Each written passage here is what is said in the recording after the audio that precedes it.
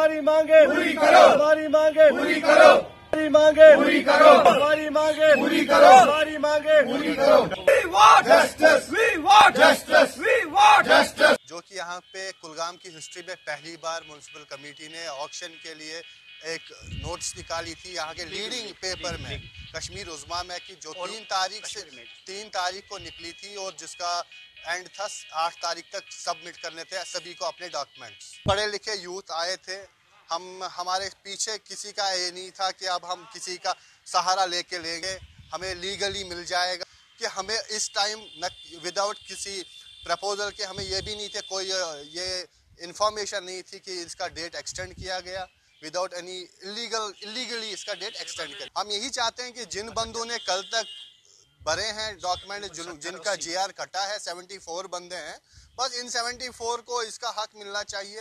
ये यहाँ पे ऑक्शन दे, जिसकी किस्मत में होगा वो ले लेगा लीगली। देखिए जी, जब मैं यहाँ पर कमेटी में आया और यहाँ पर हमारे शॉप्स के ऑक्शन हो रहे थे जिसका कि कल लास्ट डे था और आज टेंडर डाले जाने वाले थे।